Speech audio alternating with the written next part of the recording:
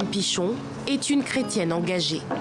Nous la retrouvons à Paris, au siège d'un réseau international de femmes influentes, au sein duquel elle représente la France. Cette mère de famille milite pour plus d'égalité entre les hommes et les femmes, dans le monde comme au sein de l'Église catholique.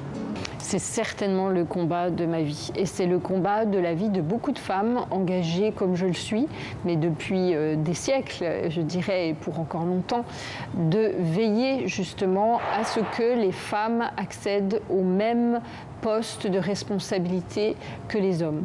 Après 50 ans de vie chrétienne, cette diplomate a décidé de bousculer les codes. Elle postule aujourd'hui à une fonction historiquement réservée aux hommes, nonce apostolique, agent diplomatique du Vatican. Un appel qu'elle a reçu à l'âge de 14 ans au cours d'un voyage à Rome. À son retour, le curé de sa paroisse n'a pas eu la réaction qu'elle attendait. Il m'a dit « Mais enfin, Hélène, tu n'y songes pas ?» Et je dis « Pourquoi n'y songerais-je pas ?»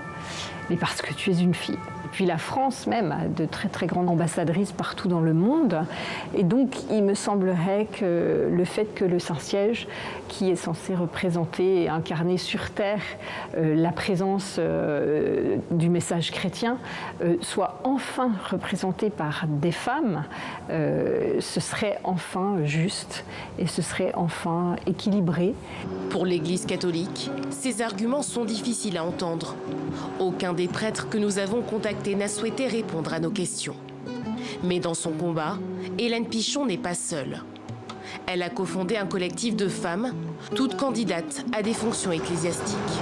Magnifique! Quelle joie, vous êtes splendide! J'espère que ma candidature va encourager et va donner un peu d'assurance à des personnes, des femmes qui se posaient la question mais qui n'osaient pas. C'est très important que notre demande soit collective parce que effectivement, ce n'est pas l'action de quelques personnes qui seraient différentes ou qui seraient des agitatrices ou des personnes. Non, je crois au contraire que c'est la voix qu'on commence à entendre, c'est la voix des sans-voix. Évêques, diacres, curés, nonces ou encore prédicatrices laïques, 7 candidatures ont été déposées ce mercredi 22 juillet auprès de l'ambassadeur du Vatican en France.